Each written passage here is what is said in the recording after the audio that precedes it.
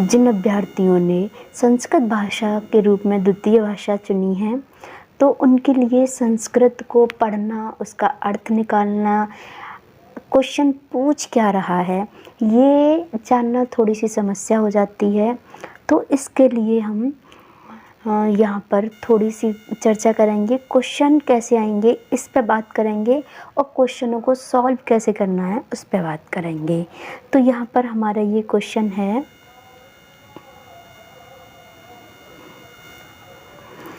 बहुभाषिकता। बहुभाषिकता किसे कहती है? एक तरीके से हम ये कह सकते हैं कि ये पूछ रहा है बहुभाषिकता हम कहते किसे हैं। तो ये जान लीजिए बहुभाषिकता किसे कहते हैं। भाषा संसाधनानां कृते प्रमादकारी भवति। बहुभाषा क्या करती है? भाषा संसाधनों के लिए प्रमादकारी होती है। यह दूसरा क्वेश्चन है, इसका दूसरा आंसर है। या फिर यह भाषा शिक्षणे एका बाधा अस्ति। भाषा के शिक्षण में एक बाधा है। तीसरा है भाषा अधिगमे समस्या दृष्टिं करोति। इसके बाद अगला है भाषा अधिगमे समस्या नास्ति अपितु संसाधनम अस्ति। तो यहाँ पर अब हम देख लेते हैं कि इसे हम सॉल्व कैसे करेंगे। बहुभाषिकता। बहुभाषिकता क्या है? भाषा संसाधनानां कृते प्रमादकारी भवति। भाषा, बहुभाषा जो है, बहुभाषिकता जो है, बहुभाषिकता का मतलब होता है एक कक्षा में एक से अधिक भाषाओं का प्रयोग। तो ये क्या उत्पन्न करती है? यह भाषा के लिए संसाधन प्रमादकारी है, या यह भाषा शिक्षण में एक बाधा उत्पन्न करती है, या भाषा शिक्षण में क्या करती है? भाषा अधिगम में, भाषा सीखने में समस्या उत्पन्न करती है। तो इसको हम सॉल्व कैसे करेंगे? यहाँ पर हमें थोड़े से शब्दों का ज्ञान होना चाहिए। जैसे ये यहाँ दिख रहा है भाषा शिक्षणे, भाषा अधिगमे, भाषा अधिगमे। तो यहाँ हो गया भाषा शिक्षण में, भाषा अधिगम में, भाषा अधिगम में। तो हम ये कह सकते हैं कि किसी शब्द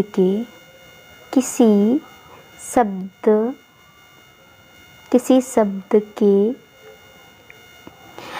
अंतिम में ये वाली मात्रा दिखाई दे एक ही, तो हम उसका अर्थ में निकाल सकते हैं।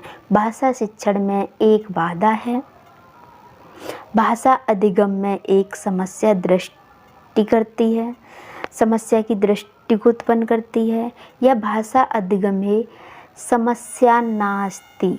यहाँ पर भी नास्ति में हमें देखना है ना धन अस्ति। ना माने होता है नहीं, ना अस्ति, ना माने होता है नहीं, और अस्ति माने है, नहीं है। अपितु संसाधनम अस्ति, अर्थात संसाधन है। इसी क्वेश्चन को थोड़ा आगे जान लेते हैं हम। भाषायां निरंतरं समग्र मूल्यांकनार्थं कस्य उपरि बलं देह। बलं देह। भाषायाम, भाषा के निरंतर लगातार समग्र मूल्यांकनार्थम, भाषा के निरंतर मूल्यांकन के लिए कस्य उपरि बलम देयम, किसके ऊपर बल दिया जाए, किसके ऊपर बल दिया जाए। भाषायाम, यहाँ भी भाषा में, यहाँ भी आपका क्या होगा? भाषायाम, भाषा में किस क्या किया जाए? यहाँ पर भी आपका याम जहाँ दिखाई दे, याम, भाषायाम निरंतरम, भाषायाम निरंतरम समग्र मूल्यांकनार्थम कस्य उपरि बलम दे। भाषा की निरंतरता के अर्थ में किसके ऊपर बल दिया जाए? शुद्ध उच्चारण के ऊपर, शुद्ध उच्चारणम, शुद्ध धन उच्चारण, यहाँ पर गुण संधि है। उत्तमम शब्दावली, उत्तम शब्दावली। विभिन्न संदर्भेषु भाषा प्रयोग सामर्थ्यम या परियोजना कार्यम। क्या होना चाहिए? भाषायाम, भाषा के लिए निरंतरम, लगातार, समग्र मूल्यांकनम, यानी अच्छी तरीके से मूल्यांकन के लिए किसके ऊपर बल दिया जाए? शुद्ध उच्चारण के ऊपर। शुद्ध उच्चारण के ऊपर ये सही नहीं हो सकता, क्योंकि भाषा में हम शुद्ध उच्चारण के ऊपर कोई भी बल नहीं देते। उत्तम शब्दावली, इसकी भी कोई ज़्यादा ज़रूरत नहीं है, क्योंकि भाषा में ज़रूरी नहीं है कि शब्दावली उत्तम ही हो। विभिन्न संदर्भेषु, यानी कि अनेक। भाषा प्रयोग सामर्थ्यम, भाषा प्रयोग सामर्थ्यम, यहाँ पर एक ये भी देखते हैं कि पॉजिटिव वाला ही सही होता है। परियोजना कार्यम, तो कार्य से कोई मतलब नहीं है, परियोजना कार्य से। तो विभिन्न शब्द दिखाई दे और विभिन्न संदर्भेषु, सु जो शब्द है ये भी हमारा सप्तमी विभक्ति का है और बहुवचन का है।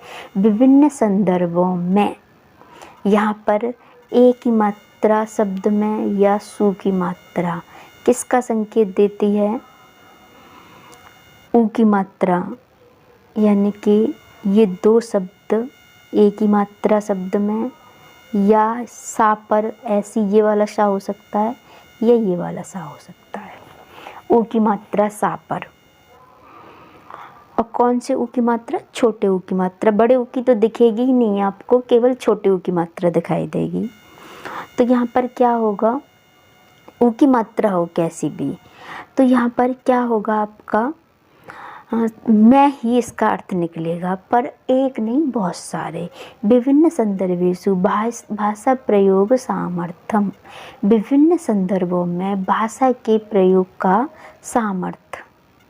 इसके बाद आगे आ जाते हैं। नेक्स्ट क्वेश्चन है भाषायाः प्राथमिक रूपम अस्ति। भाषा का प्राथमिक रूप है। भाषायाः प्राथमिक रूपम अस्ति। लिखित भाषा नहीं हो सकता, क्योंकि प्रारंभ में लिखना तो कभी कोई सीख ही नहीं सकता। व्याकरण नहीं हो सकता, क्योंकि प्रारंभ में कभी किसी को व्याकरण नहीं सिखाया जाता। मौखिक भाषा हो सकता है। सांकेतिक भाषा ये सबसे सही है, क्योंकि सबसे पहले कोई भी व्यक्ति किसी भी भाषा को सीखने के लिए सांकेतिक रूप से ही सीख पाता है, यानी कि संकेतों के द्वारा, अभिनय के द्वारा, एक्टिविटी के द्वारा। भाषा यह प्राथमिक रूपम अस्ति। किसी भी भाषा को सीखने का जो प्रारंभ का जो रूप है वह क्या है? लिखित तो बिल्कुल नहीं हो सकता है, कभी भी लिखना व्यक्ति नहीं सीखता। सबसे पहले व्यक्ति बोलना सीखता है, फिर पढ़ना, पहले बोलना सीखता है, पहले सुनता है व्यक्ति, फिर बोलता है, फिर पढ़ता है, तब लिखता है। तो पहले सुनता है, लेकिन किसी भाषा को जब वो सीखता है तो पहले सबसे पहले वो संकेतों से सीखता है। जैसे कि आपने देखा होगा कि आप हिंदी भाषा जानते हो, हमारे उत्तर प्रदेश में अधिक ज़्यादा हिंदी भाषा का प्रयोग होता है। तो हिंदी भाषा ज़्यादातर लोग जानते हैं।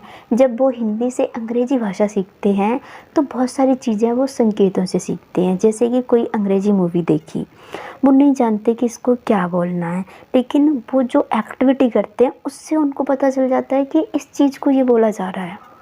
या आप किसी आंग्ली व्यक्ति से, अंग्रेजी व्यक्ति से आप बातें करते हो तो उसके संकेत के द्वारा आप बहुत सारी चीज़ों को समझ लेते हो कि अच्छा इससे ये कहते हैं, ये इसकी तरफ उंगली कर रहा है तो इससे ये चीज़ कहते हैं।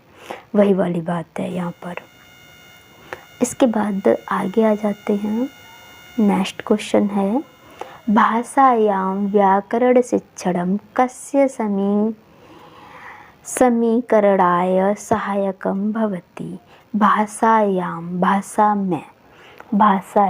भाषा में व्याकरण शिक्षणं, व्याकरण का शिक्षण, कस्य किसका, समीकरणाय सहायकं भवति, किसमें सहायक होती है व्याकरण।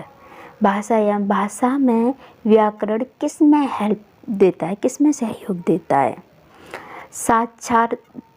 साक्षरतायाः या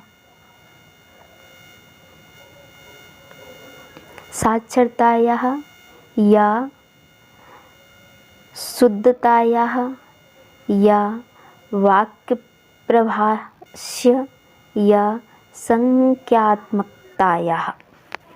व्याकरण भाषा में क्या सहयोग देता है, व्याकरण का रोल क्या है भाषा में? तो हम व्याकरण की थोड़ी सी डेफिनेशन जो हम छोटी क्लास से पढ़ते आए हैं, व्याकरण वह चीज़ है जो हमें किसी भी भाषा को शुद्ध रूप से पढ़ना और लिखना सिखाता है। व्याकरण के माध्यम से ही हम किसी भी भाषा को शुद्ध रूप से पढ़ना या लिखना सीखते हैं। उसी को क्या कहा जाता है? व्याकरण कहा जाता है। तो यहाँ पर व्याकरण क्या करता है? शुद्धता का काम करता है। साक्षरता का काम नहीं करता। वाक्य प्रभाष्य, वाक्य की प्रभावता का काम नहीं करता कि वाक्य बहुत धारा प्रभाव बोल रहे हैं। या संख्यात्मकता, तो ये संख्यात्मकता का भी काम नहीं करता। तो यहाँ पर अभी हमने 4 क्वेश्चन पढ़े। इसके बाद हम धीरे धीरे ऐसे ही 4-5 क्वेश्चन डेली पढ़ेंगे। तो इसमें अगर आपको ये पसंद आती है वीडियो तो आप इसे लाइक करें, शेयर करें। और यहाँ पर हमें कुछ थोड़ी सी चीज़ें जाननी हैं, जैसे कि थोड़ा सा हमें कारक जानना होगा। हम कारक जानते ही हैं, कर्ता,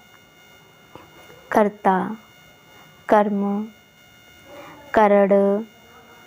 हम शुरू से पढ़ते आए हैं कर्म, कर्ता, कर्म, करण, संप्रदान,